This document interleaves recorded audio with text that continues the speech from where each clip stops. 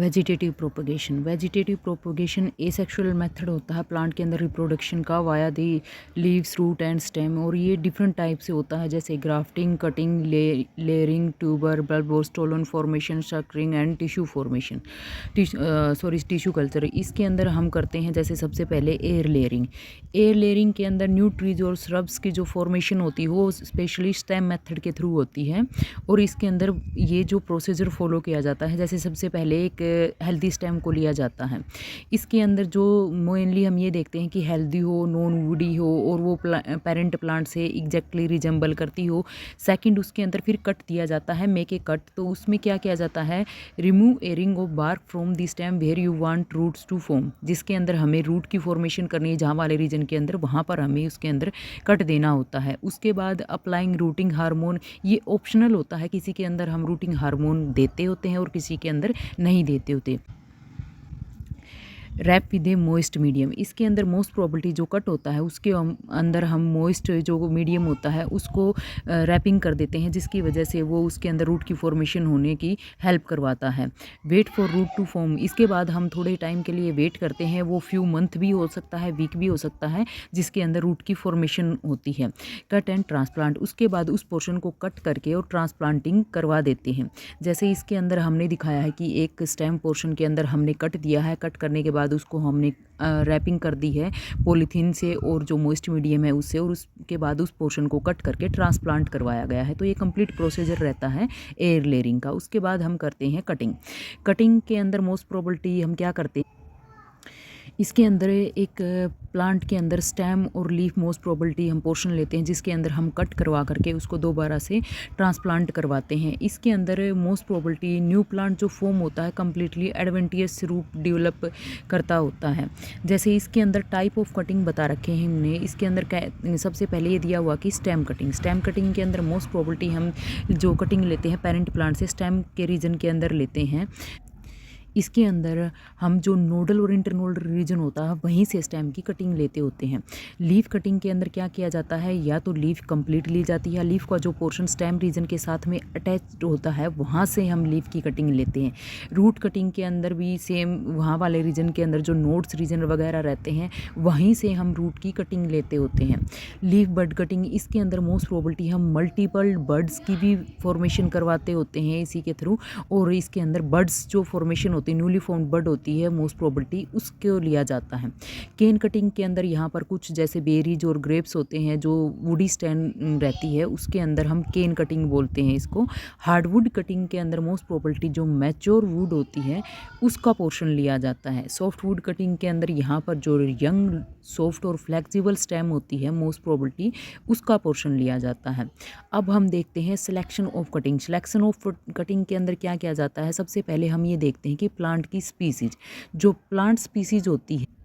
इसके अंदर क्या होता है कि हम प्लांट की स्पीसीज़ की बेसिस पे ये देखते हैं कि उसके अंदर जो रूट है वो ईजिली कटिंग के बाद में ईजिली जर्मिनेशन शो करती है, या जो स्टेम कटिंग होती है वो प्रीफर की जाती है, या फिर लीफ कटिंग। स्पीसीज़ के बेसिस पर ये डिफरेंट रहता है। Plant age and growth stage, इसके अंदर मोस्ट प्रोबेबिलिटी हम एज के बेसिस पर भी देखते हैं। माना कि हमें सॉफ्टवुड कटिंग करनी है तो सॉफ्टवुड कटिंग के अंदर क्या किया जाता है, मोस्ट प्रोबेबिलिटी जो यंग एज कंडीशन में प्लांट है हम उससे कटिंग लेते हैं। वहीं पर अगर हमें हार्डवुड कटिंग लेनी होती है तो हमें मोस्ट प्रोबेबिलिटी डोरमेंट जो प्लांट होता है वहाँ से कटिंग लेते हैं। टाइम ऑफ ईयर, इसके अंदर मोस्ट प्रोबेबिलिटी ये देखा जाता है कि जैसे सॉफ्ट वुड है तो वो मोस्ट प्रोबेबिलिटी स्प्रिंग और अर्ली जो समर सीजन होता है वहीं से लेते हैं, जबकि हार्डवुड की जो कटिंग होती है मोस्ट प्रोबेबिलिटी विंटर या फिर अर्ली स्प्रिंग, या फिर जो प्लांट डोरमेंट कंडीशन के अंदर होता है तो वो कंडीशन के अंदर हम उसकी कटिंग करवाते हैं। प्रोपगेशन, इसके अंदर हमें मोस्ट प्रोबेबिलिटी जो डिजायर्ड आउटकम होते हैं प्रोपगेशन के, जैसे कोई प्लांट होता है जिसके अंदर रूट जो होती है जल्दी से क्विकली प्रोड्यूस होती है, और किसी के अंदर क्या होता है रूट का डेवलपमेंट अच्छे से होता है, तो हमें उसी के बेसिस पर प्लांट की कटिंग लेनी पड़ेगी।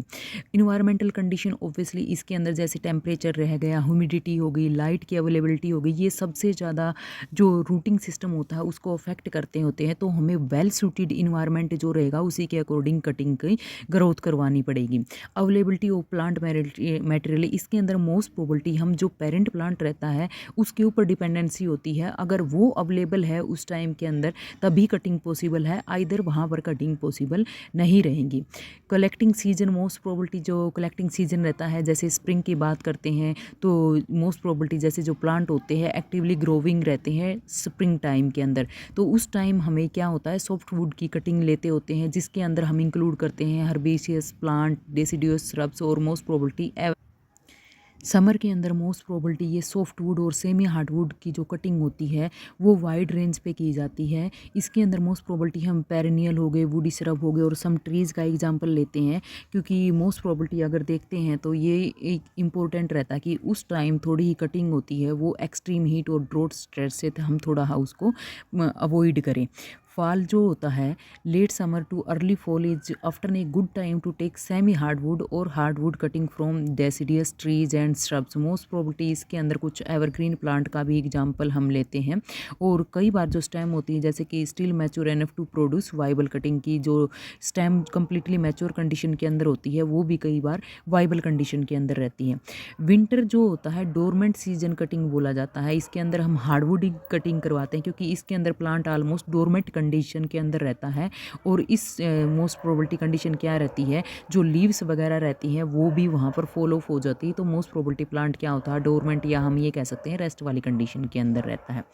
ट्रीटमेंट ऑफ कटिंग, इसके अंदर कटिंग करने के बाद हमें उसको ट्रीटमेंट देना चाहिए ताकि वो अच्छे से ग्रोथ वहाँ पर शो करने पाए। जैसे सबसे पहले इन्होंने बताया है कि ट्रिमिंग का मतलब क्या है कि इसके अंदर जो और पोर्शन बच गया है, जैसे साइड बाई जो लीफ बची है या कोई भी एक्स्ट्रा जो फोलिएज सिस्टम बचा है, फ्लावर बचा है, उसकी हम कटिंग कर देते हैं ताकि मेनली जो न्यूट्रिशन है स्पेसिफिक पोर्शन के ऊपर ही जाने पाए। वाउंडिंग इसके अंदर ऑप्शनल के अंदर रहेगा, इसके अंदर कोई भी हम छोटा सा कट दे देते हैं जिसके बेसिस पे क्या होता है कि मोस्ट प्रोबेबिलिटी उसकी वजह से जो कैम्बियम रीजन होता है ईजिली उसका एक्सपोज हो जाता है और वो क्या करता है रूट फॉर्मेशन को इनकरेज करेगा।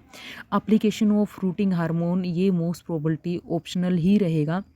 मोस्ट प्रोबेबिलिटी इसके अंदर क्या किया जाता है, जो कट सीजन रीजन रहता है उसको मोस्ट प्रोबेबिलिटी जो रूट हार्मोन्स वाला जो भी पाउडर है या जेल फॉर्म के अंदर है, मोस्ट प्रोबेबिलिटी जैसे जो ऑक्सिन होता है वो रूट डेवलपमेंट के लिए होता है, तो मोस्ट प्रोबेबिलिटी उसके अंदर उसको डिप किया जाता है। प्लेसमेंट इन ग्रोविंग मीडियम, उसके बाद ये सारा ट्रीटमेंट देने के बाद उसको एक मीडियम दिया जाता है जिसके अंदर उसको रखा जाता है। जैसे कि हमने ये कहा था जो मॉइस्ट मीडियम है उससे उसकी अनरैपिंग कर देते हैं या रैपिंग कर देते हैं, तो उसमें क्या था जैसे कि मोस्ट प्रोबेबिलिटी जैसे कि वेल ट्रेनिंग सोइल मिक्सचर रहता है, वर्मिकुलाइट रहता है, स्पेशलाइज रूटिंग मीडियम रहता है, और ये मोस्ट प्रोबेबिलिटी ये रहता है कि उस कंडीशन को मॉइस्ट करने के लिए रहता है। वाटर लॉग्ड कंडीशन नहीं रहनी चाहिए, यानी कि वाटर जो है वहाँ पर खड़ा हुआ नहीं रहना चाहिए, उसके अंदर मॉइस्चर कंडीशन ही प्रीफर होती है। जैसे कि ह्यूमिडिटी एंड टेम्परेचर कंट्रोल है, ओब्वियसली इसके अंदर जैसे कि वार्म इन्वायरमेंट की ज़रूरत है, कूल इन्वायरमेंट की ज़रूरत है, मॉइस्चर लॉस हो रहा है, तो ये सारी चीज़ों का भी हमें उसके अंदर ध्यान रखना पड़ेगा। लाइटिंग के अंदर कुछ प्लांट क्या होते हैं सीड लविंग होते हैं, कुछ क्या होते हैं फोटोसिंथेसिस के लिए या फिर कुछ भी कंडीशन के लिए उनको लाइट की ज़्यादा रिक्वायरमेंट रहती है, और कुछ के अंदर क्या होता है डायरेक्ट सनलाइट को अवॉइड करने के लिए हम एक जो उस प्लांट की रिक्वायरमेंट है उसके अकॉर्डिंग ही लाइटिंग का वहाँ पर प्रोसीजर फॉलो करना चाहिए। वाटरिंग कंडीशन जो मोस्टली रहती है इतनी ही रहेगी, मीडियम कंसिस्टेंसी के अंदर रहेगी, कम्प्लीटली वाटर लॉक्ड कंडीशन नहीं रहनी चाहिए, उसके अंदर सिर्फ इतना ही वाटर उसको देना चाहिए जो इसके अंदर मॉइस्चर कंटेंट को अवेलेबल करवा सके। Monitoring and maintenance, regularly check किया जाता है इसके अंदर कि कोई साइन मिल रहा हमें जैसे रूटिंग फॉर्मेशन हो रही है, इन्वायरमेंट के अकॉर्डिंग वो एडजस्ट हो रहा है, और अगर कोई भी ऐसे डिके या डेड कंडीशन हमें दिखाई देती है या फंगल इन्फेक्शन हमें दिखाई देता है, उसके अंदर कोई भी ऐसा इन्फेक्शन दिखाई देता है, तो टाइम हम उसका चेकअप करते हैं, मॉनिटरिंग करते हैं और उसको वहाँ से डिस्कार्ड कर देते हैं जो भी एक्सेप्शनल चीज़ हमें दिखाई देती है। रूटिंग मीडियम, अब मेनली उसके अंदर जो रूटिंग मीडियम होता है उसके लिए प्रिपरेशन की जाती है। सबसे पहले हम बात करते हैं पोटिंग सोइल की।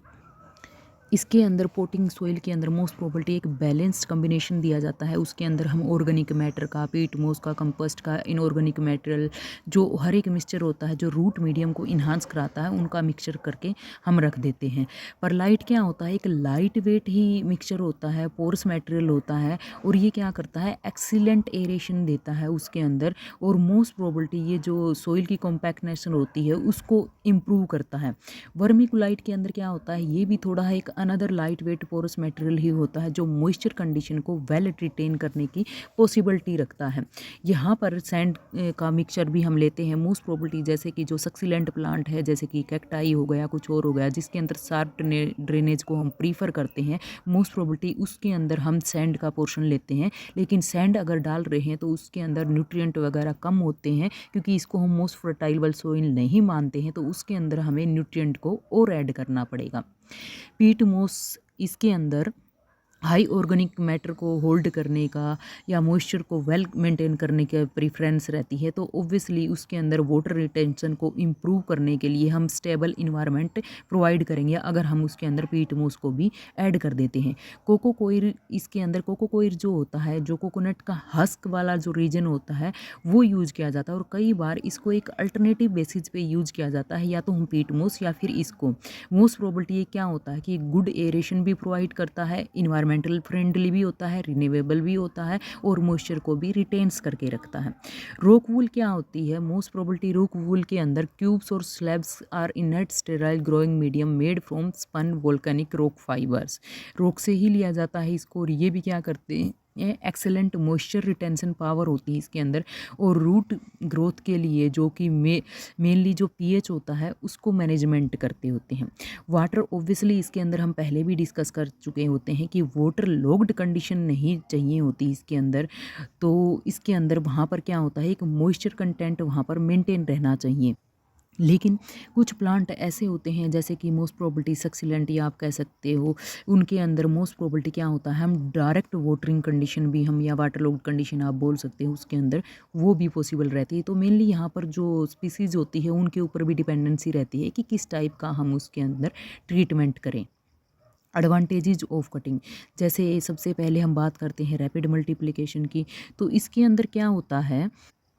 इसके अंदर रैपिड मल्टीप्लिकेशन प्लांट रहता है, क्योंकि इसके अंदर क्या होता है, हर एक कटिंग के अंदर पॉसिबिलिटी होती है वो एक न्यू इंडिविजुअल प्लांट की फॉर्मेशन कर सकती है, तो ये रैपिड मल्टीप्लिकेशन में हेल्प करवाती है। मेंटेनेंस ऑफ डिजायरेबल ट्रेट्स, इसके अंदर मोस्ट प्रोबेबिलिटी क्या होता है कि हमें मनपसंद की जो डिजायर्ड करेक्टर वाला ट्रेट चाहिए हमें वो मिल जाता है, जैसे हमें डिजीज रेजिस्टेंट चाहिए होती है, उसको प्रोडक्टिविटी कितनी होती है उसकी, या फिर किसी भी स्पेसिफिक करेक्टर वाले जो ट्रेट होती है हमें वो ईजिली अवेलेबल हो जाती है। प्रिजर्वेशन ऑफ जेनेटिक इंटीग्रिटी, इसके अंदर क्या होता है, जैसे कि ये जेनेटिकली आइडेंटिकल ऑफस्प्रिंग की तरह होते हैं, कि जैसा पेरेंटल प्लांट होता है वैसे ही हमें एज इट इज़ वो जेनेटिक इंटीग्रिटी होती है, एज इट इज़ हमें पॉसिबल हो जाती है। Faster maturity,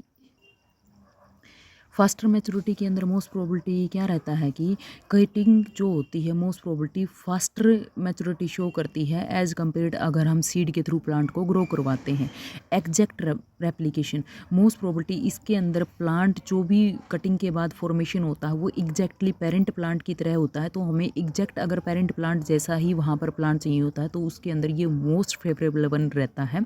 less रेलियंस on seeds, यहाँ पर कंप्लीटली डिपेंडेंसी जो सीड के ऊपर रहती है, जो कि कई बार क्या होते हैं एक्सपेंसिव होते हैं, या कई बार मिलने में डिफ़िकल्टी होती है, या जेनेटिक वेरिएबिलिटी होती है, तो यहाँ पर उसका झंझट ख़त्म हो जाता है। सूटेबल फॉर स्पेसिफिक स्पीसीज, यहाँ पर क्या होता है कि कुछ जो होती हैं सीड वाइबिलिटी उनके अंदर लो होती है, और यहाँ पर उसके अंदर मोस्ट प्रोबेबिलिटी क्या होता है कटिंग बेसिस पर प्रोपगेशन होता है, तो यहाँ पर उन स्पीसीज के लिए बहुत ज़्यादा बेनिफिशियल होता है।